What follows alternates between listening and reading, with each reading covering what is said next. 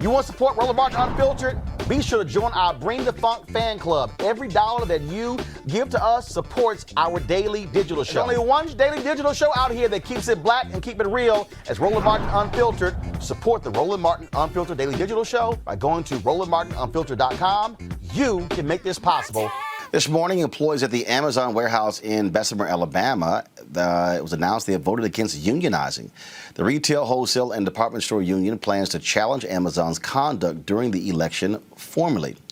Let's talk about that. First and foremost, Michael, this was a huge deal was made about this. A number of members of Congress went down there. This would have been the first union at any Amazon warehouse in the country. We had 3 black Amazon workers on this show who disagreed with forming a union. And based upon the count, it looks like the union lost 2-1 in that particular plant. Some 58% of the 6,000 people who work there voted. Roland, a lot of southern states are right to work states also. And there's been a concerted effort to attack unions and weaken unions. A lot of that has come from Republicans. And I'm neither Democrat nor Republican, but I see where the attack's coming from. I would be interested to find out from the people who voted against it, especially African Americans who voted against this. What is it about unions that you're against? Is it because you don't want to pay dues to unions?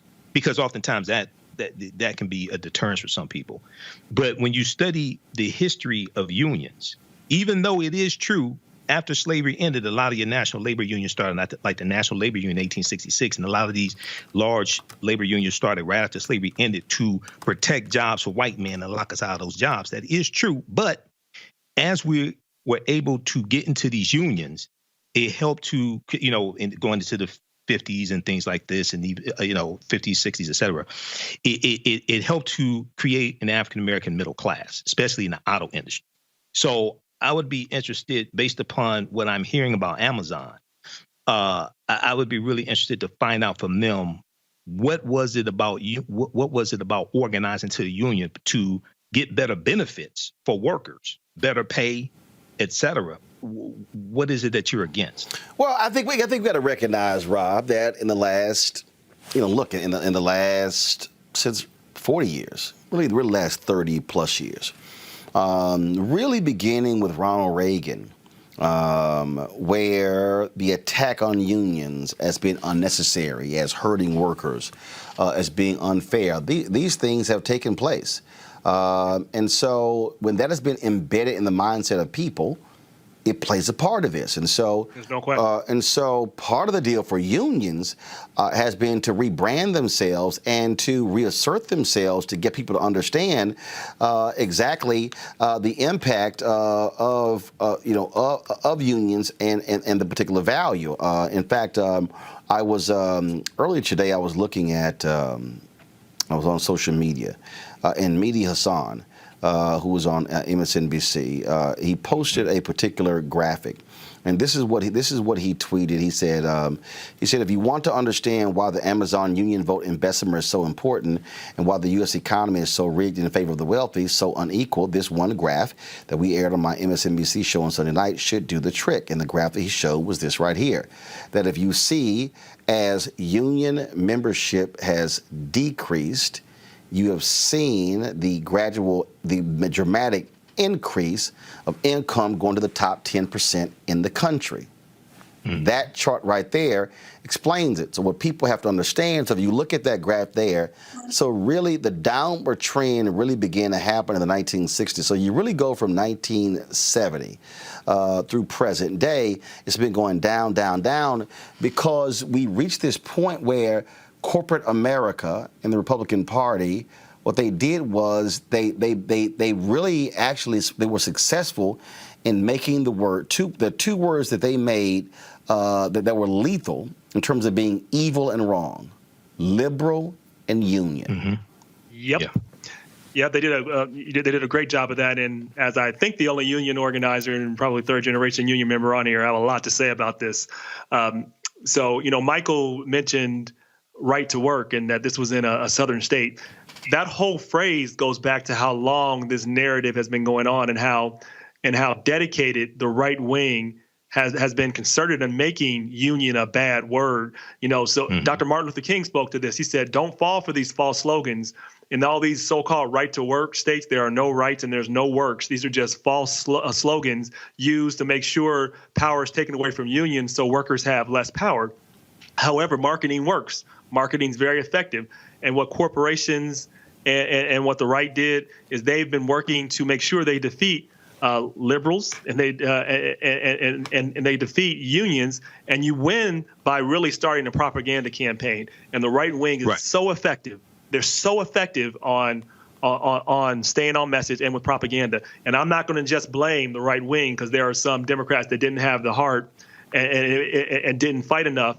And there's a third area they focused on too. They focused on black people and mass incarceration. Those three areas really help increase the power for the right wing, and they're holding on to that. So looking at what happened and why the workers, I understand how they made why they made the decision, because corporations have so much power within the law right now that they overwhelm them, and they're very effective in their marketing. They told them they were going to take all their dues. Guess what, Michael? In these so-called right to work states, when there's really no rights and there's really no work, you don't have to pay dues. You don't have to. That's what it means to be. To get the benefits of the union. Oh no, I'm familiar with right to work, because we have it here in Michigan. I know, but I'm telling the people so they understand, because I think it's important for our audience to understand when they hear these things. Right. What it means to be a part of a union is you're going to have a voice. It means that they can't fire you for any other reason. They have to have cause. What it means is that you're going to have health care. What it means is that you're likely to even have a pension. Let me say this: one of the greatest tricks that the wealthy class has tricked working people into is to doing 401ks. That it used to be that you had a pension. If you worked for a company for 30 years, the company would make sure that you had a stable retirement. Now I think the average person when they retire has like $30,000, which is not enough to do anything. 401ks will not replace pensions. And so making sure that workers have a stake in the richest company in the world, one that doesn't even pay taxes hardly, and it has made the richest person, one of the richest person in history, to get their workers to say, we want to make sure we make decent wages. We want to get paid a good living wage. That's something that they would have had the power to do, but they rejected it. And some of it is because they're in the environment that they probably think they're going to lose their job. And you know what? That's been the truth. So people are intimidated. People don't feel like people feel like if they take this step, that they will actually lose their job. And there's a reason for that, because even if they had won this vote, Amazon wouldn't have to do the contract, because we've seen workers vote for a union, and then they figure out a way to get rid of the workers for the next 3 to 4 years, and because they have to go and negotiate, and they never negotiate. We have a broken law in this country, but we also need to get people to understand that they have to take back their own power. No one's going to give it to you. Can I say something, Ro? Hold up, Jonna, go ahead. I'm sorry. I agree with my co-panelists, and this goes back to my experience when I was in law school. I worked with a number of migrant farm workers, and they faced a number of discriminatory practices, unfair wages, you name it, all the oppression that you could think of as an employee of a company, they experienced. And trying to help with some of my classmates and an organization that I worked with. And what I can tell you is a lot of those people, even though they were faced with a host of discriminatory issues, that they had a right to file lawsuits against the company, they refused because they were afraid of losing their job. This was in Indiana, where they were making $12 per hour.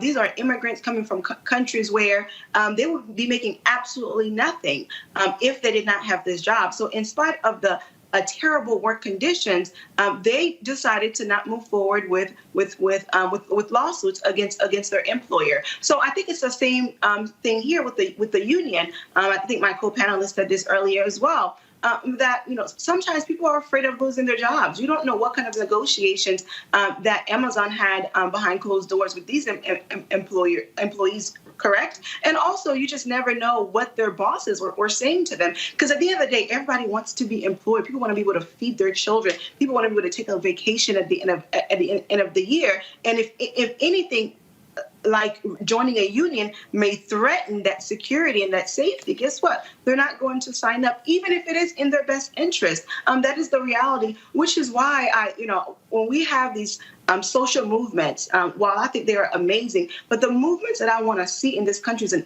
movement towards economic justice. Let's pay people what they are worth. I understand why we want to take this colonialist statue. We want it removed. We don't want it in plain view. But what's really important to me is paying people what they worth and ensuring that everybody in this country has a fair shot, because we can do it as a nation. We can do it. We have the resources. We have the ingenuity. We have the talents. Because if all of us are doing well, guess what? It is better for society. It is better for America. So we can do this. And what I want to see again is I want to see a fight towards economic justice. All right, folks, back to our Roland Martin Unfiltered video in just one moment. It's time to be smart. When we control our institutions, we win. This is the most important news show on television of any racial background. Y'all put $2, $3, $4, $5, $10, $15, $20, $30 on this and keep this going. What you've done, Roland, since this crisis came out in full bloom. Anybody watching this, tell your friends. Go back and look at the last 2 weeks, especially of Roland Martin Unfiltered. I mean, hell, go back and look at the last 2 days. You've had sitting United States senators today, Klobuchar and Harris. Whatever you can bring to Roland Martin Unfiltered to support it, please do, because this information may literally save your life. Watch Roland Martin Unfiltered daily at 6 p.m. Eastern on YouTube, Facebook, or Periscope, or go to RolandMartinUnfiltered.com. Support the Roland Martin Unfiltered Daily Digital Show by going to RolandMartinUnfiltered.com. Our goal is to get 20,000 of our fans contributing $50 each for the whole year. You can make this possible. RolandMartinUnfiltered.com.